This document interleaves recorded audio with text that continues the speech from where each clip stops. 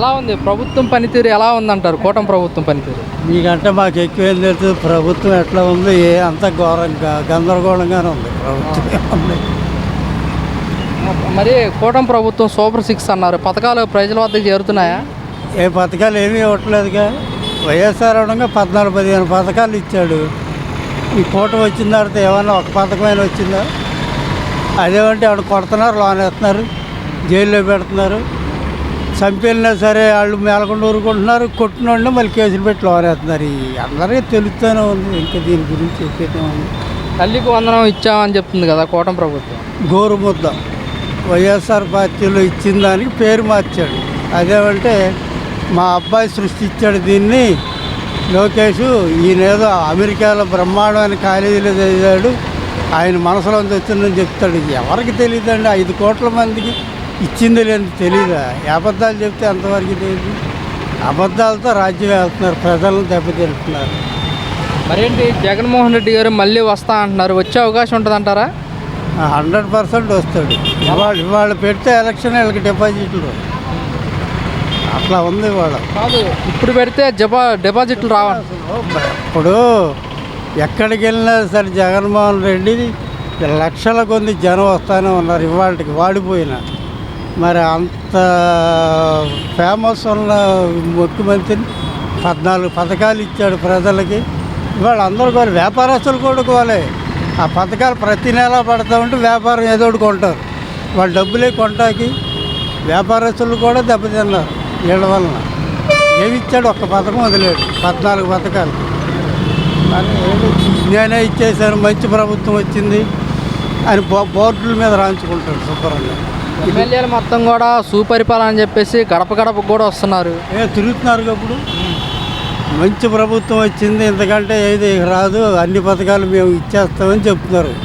మాటలు చెప్తారు, ఇచ్చేది ఉండదు. ఇప్పుడు తిరుగుతున్నారు, గడప గడప తిరుగుతున్నారు. ఒకటే ఇచ్చింది 14కి, అయినా సరే మేము మంచి చేస్తాం, అవి చేస్తాం, ఇవి చేస్తామంటే చేయటం అనేది ఏమీ లేదు. ఇవన్నీ ఇంత మోసంగా పరిపాలన ఇంతవరకు చంద్రబాబు లోగడ కూడా చేశాడు, ఇంత దరిద్రంగా చేయలే. కొన్ని పథకాలు అనేదాళ్ళు ప్రజలను దృష్టిలో పెట్టుకుని పనిచేశాడు. ఇప్పుడు ప్రజలతో సంబంధం లేదు. మట్టి మాఫియా, ఇసుక మాఫియా, మందు మాఫియా అన్ని కబ్జాలతో నడుస్తూనే ఉంది. కానీ ఏది కూడా ప్రజలకు ఉపయోగపడేది మాత్రం ఏమి చేయలేదు, కనపడుతూనే ప్రజలకు. మరి ఇప్పుడు గుడివాడ నియోజకవర్గంలో వెనిగండ్ల రాము గారు గెలవడం జరిగింది మొదటిసారిగా. ఎలా అనిపిస్తుంది? గెలుపు గురించి ఏమంటారు? గెలుపు అంటే జనం అనుకునే మాట ఏంటంటే కొంత ట్యాపరింగు. రెండోది ఏంటంటే 1 సంవత్సరం ముందు నుంచి తిరిగాడు వెనిగండ్ల రాము గారు. వీళ్ళు వైఎస్ఆర్ వాళ్ళు ఆ ఎలక్షన్ మూమెంట్లో వచ్చారు, కానీ సంవత్సరం ముందు నుంచి పథకాలు ఆళ్ళకెళ్ళి ఇవ్వటం మొదలు జనాలు కొద్దిగా ఇంప్రెషన్ వచ్చింది. అది ఆ ఫెచ్చింగ్ ఉంది వెనిగండ్ల రాము గారు. వస్తున్నారా, ప్రజల్లోకి వస్తున్నారా? మరి తిరుగుతున్నాడుగా, ఇప్పుడు తిరుగుతున్నాడు. ఓకే, 4 సార్లు కూడా కొడాల నాని గారు గెలుచుకుంటూ వచ్చారు. మొన్న ఓటమి గల కారణాలు అంటే ఏం చెప్తారు? చెప్తున్నా కదా, 1 సంవత్సరం నుంచి ఏమో వెనిగండ్ల రాము గారు తిరిగాడు. ఏ వార్డుకి, ఏ ఊరికి ఆ ఊరు జనాల్ని పికప్ చేసుకున్నాడు. ఈయన ఎలక్షన్ మూమెంట్లో ఈయన వచ్చాడు. సంవత్సరం తిరిగినోడికి మరి ఫెచ్చింగ్ ఉంటుంది కదా, ఎట్లా డబ్బులు ఖర్చు పెట్టాడు, జనాల్ని ఆకట్టాడు. దాని మీద రాము గారికి ఫెచ్చింది. మొన్న పేరుని నాని గారు మాట్లాడుతూ కొడాల నాని గారు మళ్ళీ గుడివాడ కట్ట పైన రీఎంట్రీ ఇస్తున్నారు, ఆపే దమ్ము ఎవరికన్నా ఉందా అంటూ కూడా వ్యాఖ్యలు చేశారు. ఎలా చూడొచ్చు అంటారు వ్యాఖ్యలు? డైరెక్ట్గా చంద్రబాబు నాయుడు కొడుకే ఇచ్చాడు. కొడాల నాని గుడివాడ వస్తున్నాడు, నువ్వేం చేస్తావో చేయని పేపర్లో వచ్చింది కదా. ఏమీ లేదండి, ఇదంతా బోగస్ వ్యాపారం. ఏం చేస్తున్నాడు? పరిపాలన ఏం జరుగుతుంది? మంచి ప్రభుత్వం అంటారు, మంచిది అంటారు. అసలు ఏ సంక్షేమం? ఇప్పుడు మా కార్ డ్రైవర్కి సంవత్సరానికి 10,000 ఇచ్చేవాడు. ఇన్సూరెన్స్ కట్టుకుంటా కానీ కార్లు బ్రేక్ చేసుకుంటా, అవి లేదు. సంక్షేమ పథకాలు ఏది ఒక్కటి అమలు చేయాలి, ఇది ఒక్కటి తప్పితే. అదే పేరు మార్చాడు, గోరుముద్దని ఇదని పెట్టి. రీసెంట్గా జడ్పీ చైర్పర్సన్ ఉప్పల హారిక గారి పైన అది ఎంత తప్పండి? అది ఎంత తప్పు? ఒక జిల్లా పరిషత్ చైర్మన్ని నువ్వు కొట్టించావంటే అది ఎంత అపకారం అది. అదే రేపు వీళ్ళు తిరుగుతున్నారు, అదే వైఎస్ఆర్ వాళ్ళు తిరిగి కొడితే అంటే మా ప్రభుత్వం ఉంది, పోలీసు మా దగ్గర ఉందని వీళ్ళు దౌర్జన్యం రౌడీతంతో చేయటం తప్పితే వీళ్ళు తిరుగుతున్నారు. వీళ్ళని వైఎస్ఆర్ వాళ్ళు కొడితే ఏమవుద్ది? అదంటే పోలీసు చేతులు మా చేతిలో ఉంది.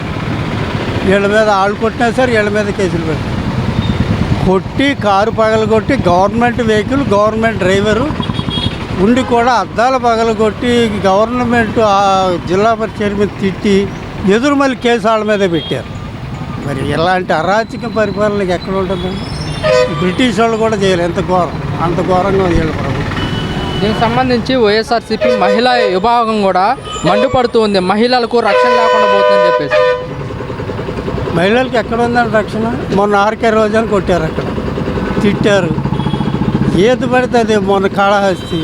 ఇవన్నీ ఏంటంటే వీళ్ళు దౌర్జన్యంతో పరిపాలన చేయడం తప్పితే ప్రజలకి మీద సానుభూతితో పరిపాలన అనేది వీళ్ళు చేయట్లేదు. ప్రభుత్వం పనితీరు సంవత్సరం అయిపోయింది కదా. ఆ రోడ్లు మీరు చూడండి, ఆ రోడ్లు చూడండి, అక్కడ ఎదరికెళ్తే చూడండి రోడ్లు. ఎమ్మెల్యే గారికి 10 సార్లు చెప్పాం, 10 సార్లు చెప్పాం ఎమ్మెల్యే గారికి. ఎమ్మెల్యే గారు ఈ ఊరు రాకముందే ఎమ్మెల్యే గారికి నేనే ఈ ఊరేంటో చూపించా. ఎమ్మెల్యే గారికి పలానాళ్ళు అని కూడా నేనే చెప్పా. మన గవర్నమెంట్కి అని కూడా నేనే చెప్పా. పలానాళ్ళు ప్రభుత్వం వచ్చేదాకా ఎమ్మెల్యే గారు అమ్మడే నేను తిరిగా. బీజేపీలో ఉండగా వాళ్ళ మీద కేసులు పెట్టించుకున్నది నేనే, అన్నీ చేసింది నేనే. ఇవాళ ఇట్లా కూర్చున్నానంటే దేనికి కారణం? ఇట్లా బాధ్యపెట్టలేసుకుని నేను ఇట్లా ప్రశాంతంగా కూర్చున్నానంటే, గవర్నమెంట్ వచ్చి కూడా ప్రశాంతంగా కూర్చున్నానంటే, నలుగురికి సేవలు చేయాల్సిన వాడిని ప్రశాంతంగా కూర్చున్నానంటే ఏంటి కారణం? ఎవరి వల్ల కారణం? అది ఒక ఎమ్మెల్యే గారి వల్ల కారణమేగా, పైనోళ్ళ వల్ల కారణమేగా. పలానోళ్ళు అయితే కరెక్ట్ అని కూడా చెప్పింది నేనే. కార్యకర్తలు పలానాడు మనం తీసుకొస్తే మనం ఇదవుతాం, పార్టీని ఇదవుతాం అని. ఇవాళ నేనంటే ఏంటో లేదు, గుర్తింపు లేదు కార్యకర్త అంటే. ఒక ఎమ్మెల్యే గారికి కాదు కదా, తెలుగుదేశం పార్టీకే తెలుగుదేశం పార్టీయా అనిపించారు. అయితే మేము ఉండాలి ఫస్ట్ నుంచి తెలుగుదేశం, ఇప్పుడు తెలుగుదేశమే. ఆ సైకిల్ గుర్తు అనేది మా జీవితం వెళ్ళిపోతుంది.